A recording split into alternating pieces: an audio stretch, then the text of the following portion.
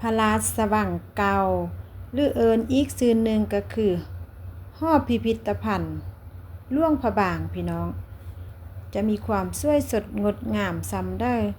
คำลาจะพาพี่น้องไปเบิงไปชมนำกันเนาะเข้ามาทมิตนี้ก็โอ้ยลมลื่นซื่นใจแท้ๆได้พี่น้องเอ้ยไปเบิงข้างหน้านำกันเนาะพี่น้องว่าสิมีความสวยสดงดงามจังได้แต่ละ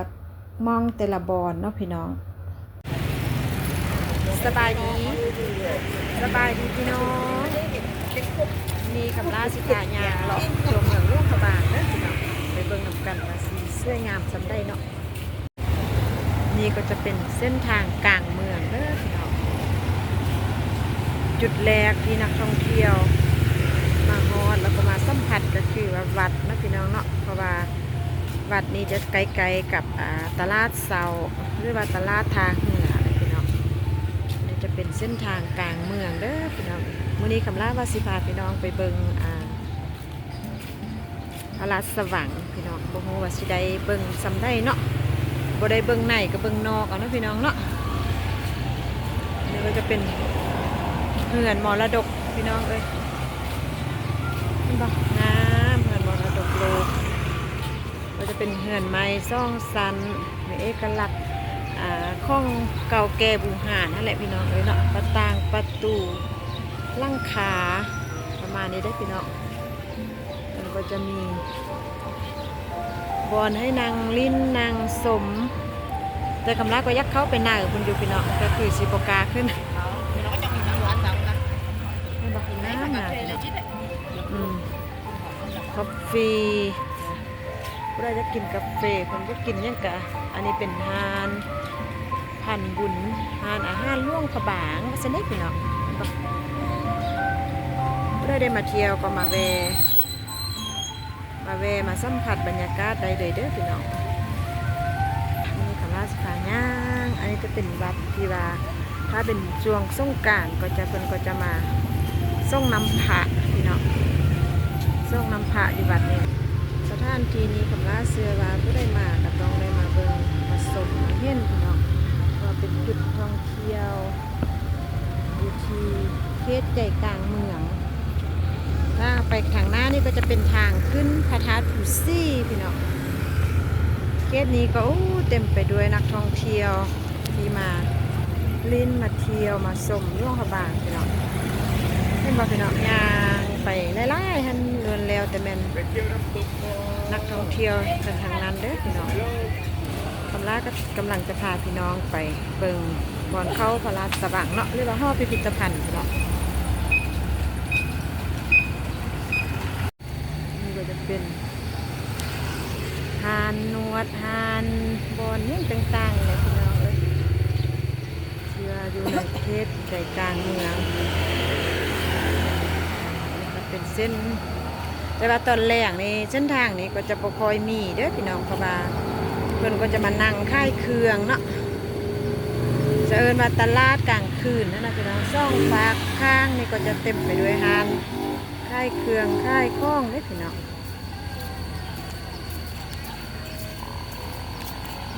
ก็จะมีผู้ไปเที่ยวแล้วก็กลับมาเนาะผู้กำลังสิไปกะกำลังย่างไปพี่น้องผู้ได้มาหลวงพระบางสิ่งที่พลาดบ่ได้ก็คือขึ้นพระธาตุภูซี่นะพี่น้องเนาะแล้วก็เข้าพระราชวังพี่น้อง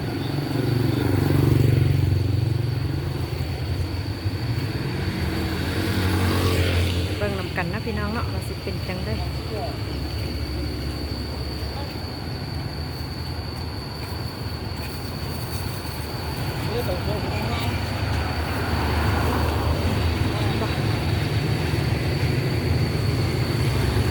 ตอนเช้านี่ก็รถจะไล่นิดนึง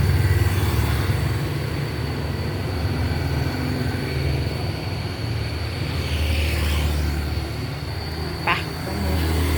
สิพาไปเข้าพระราชวังถ้าขึ้นไปแทนถึงนั้นก็จะเป็นขึ้นพระภูซี่เด้อแต่คำลาก็คือสิบกขึ้นดอกเพราะว่ามันช่วยแล้วเนาะถ้าขึ้นเมื่อนี่ก็จะเมื่อยได้พี่น้องแต่คำลาสิขึ้นเมื่อถึงบอนอันแทนถึงนี่พี่น้องแล้วก็เก็บภาพด้านลุ่มให้พี่น้องได้เบิ่งได้ชมเนาะ เดี๋ยวกำลังขึ้นมือถึงแล้วก็สิทายให้เบิ่งว่าอยู่ถึงอันถ้าว่าเบิ่งลงมาทางลุ่มสิเป็นจังได้นะพี่น้องโอเคพี่น้องกำลังขึ้นมาแทนถึงแล้วเด้อพี่น้องถ้าขึ้นมาด้านถึงเราก็จะเห็นภาพ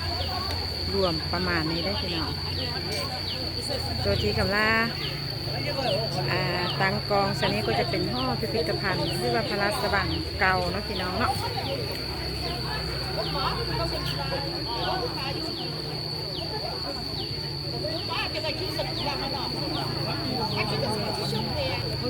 ก็จะมีผู้คนมากมายกายกองเข้ามาเที่ยวมาชมด้วยพี่น้องเลยเพราะว่าวันนี้ก็เป็นวันพฤหัสเนาะ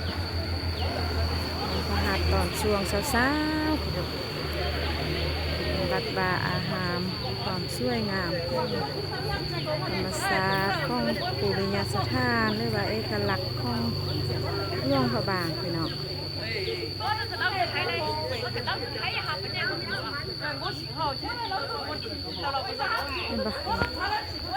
ไปเบิ่งไ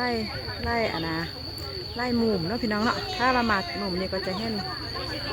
บ่พี่น้องทำร้านเซวาไล่คนมาเราจะได้สัมผัสหรือว่ามาถ่ายรูปเลยณจุดนี้พี่น้องเห็นบ่งามคักงามเลย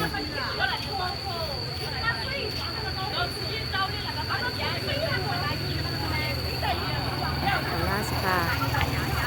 ขึ้นเบืองนาละคำราชพาลงเบืองนี้นะพี่น้องแล้วก็สิเข้าไปในพระราชวังบ่ฮู้ว่าคำราก็บ่ได้เข้าโดนเลยพี่น้องบ่ฮู้ว่าราคาขึ้นกันเข้ากันสำได้อันนี้จะเป็นทางขึ้นเมื่อทีจอมผูซี่เด้อพี่น้องแต่ว่ามื้อนี้คำราจะบุกขึ้น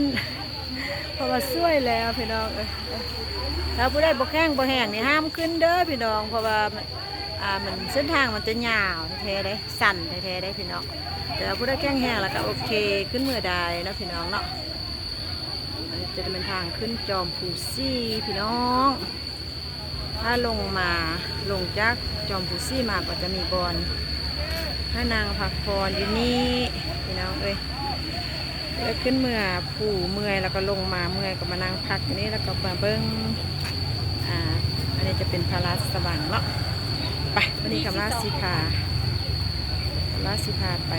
เบิ้งพระราชวังกันพี่น้องสิเป็นยังไงแต่ว่าเข้าไปในพระราชวังนี่เพิ่นบอกให้ทายดอกพี่น้องก็สิเอา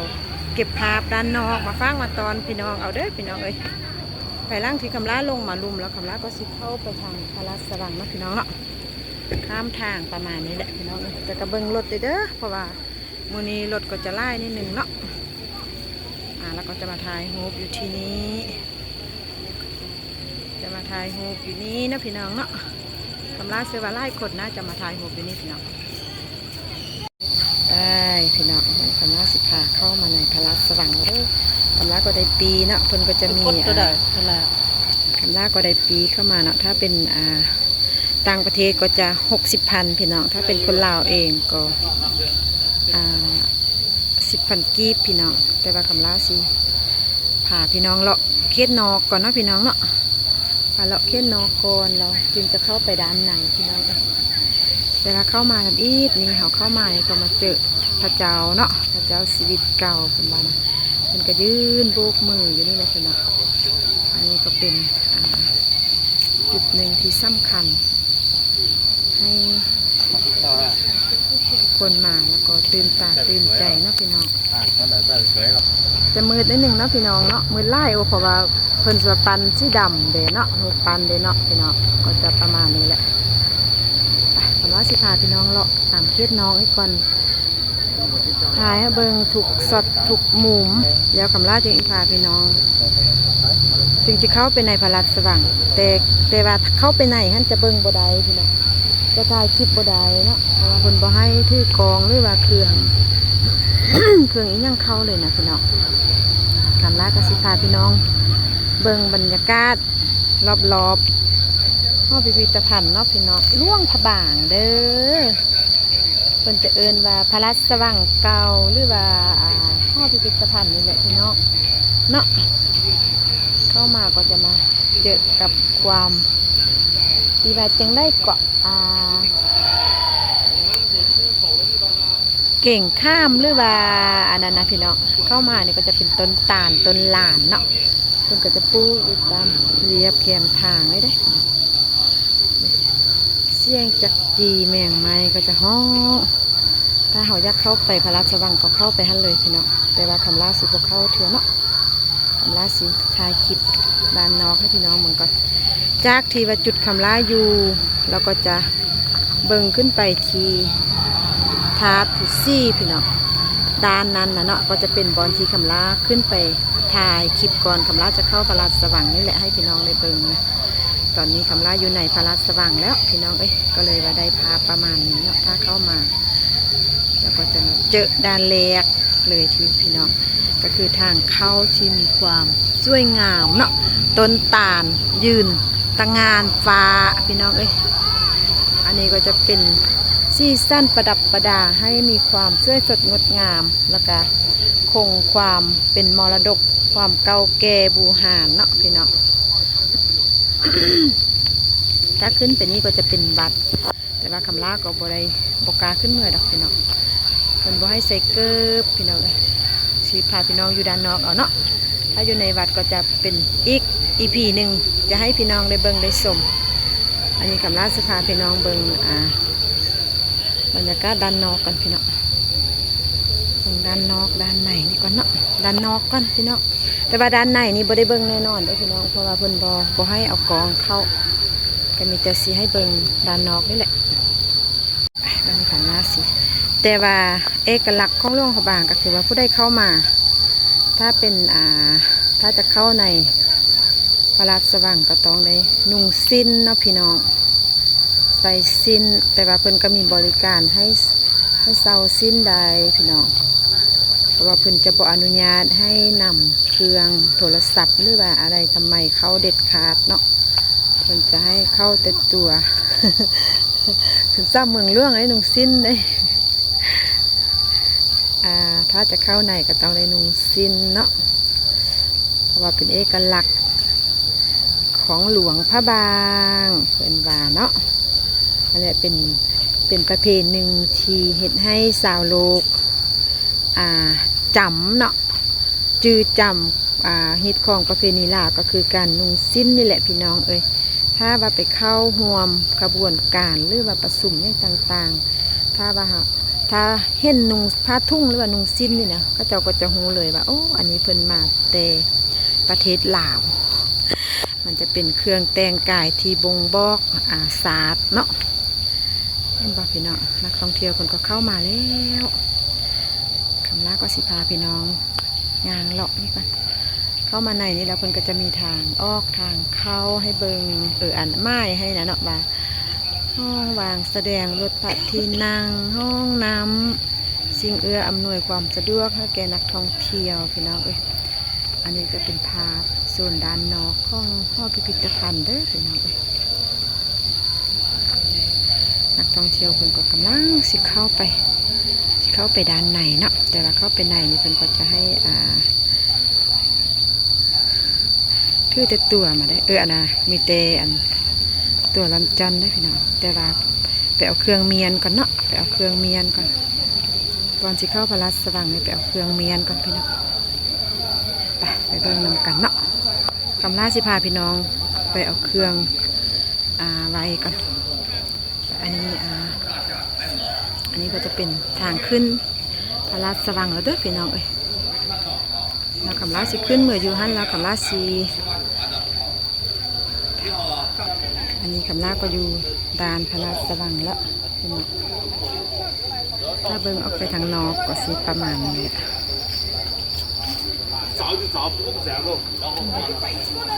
ฝากเบื้องนั้นก็จะเป็นทาทูซี่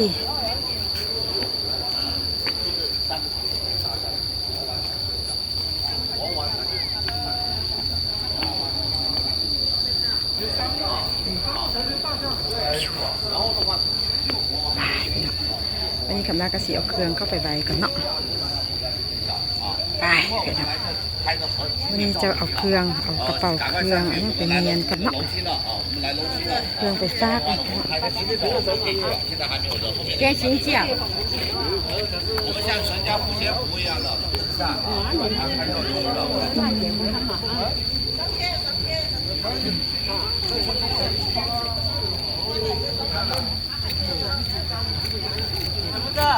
งามบอกพี่น้องงามเทงามมาก็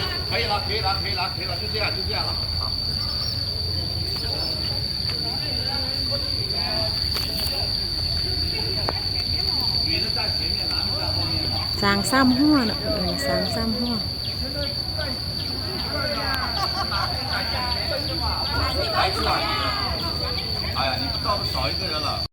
ถ้าเข้ามาแล้วก็จะมา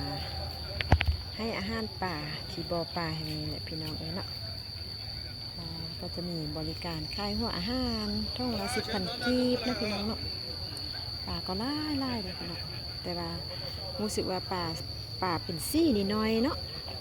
ส่วนแรกก็จะเป็นปลานิ่มบอกพี่น้อง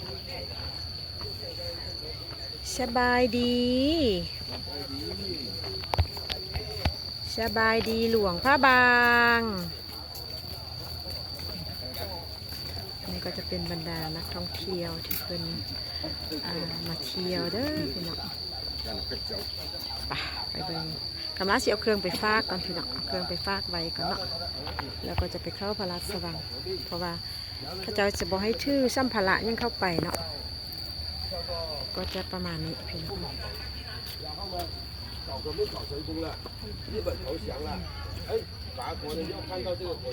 นี่ก็จะเป็นบอลที่จะฝากเครื่องกระเป๋านี่ต่างๆไปพี่น้องถ้าไปฝากก็จะมีการจดบันทึกหรือว่ากระเจให้นี่แหละเนาะพี่น้องเนาะแต่กับบต้องถือของสำคัญมาเด้อพี่น้องโอ้มักผูกหรือมายังแบบนี้คำว่ากระบอกบอแมนดอกไม้เข้ามาก็จะลมลื่นอันนี้จะเป็นโซนบอลที่จะฟากเครื่องด้วยพี่น้องถึงคุณก็จะเป็นถาดผู้ซี่เนาะให้บอกพี่น้องให้บอกเป็นจอมนี่จะเป็นจอมถาดผู้ซี่เด้อพี่น้องนี่ก็ดูในพระราชวังถ่ายออกไปก็จะได้ภาพประมาณนี้แหละพี่น้อง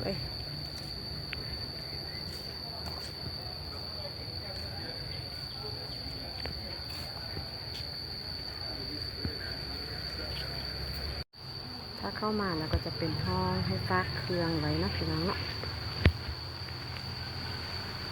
ได้ลงได้เขียนเลยอะฝากเครื่องบ่ได้เขียนติอ๋อเลือกตู้ได้เลยสิติตัวได้อันนั้นเต้าสิ้นนุ่งมันบ่เพราะว่าเขาจะบอกให้นุ่งสิ้น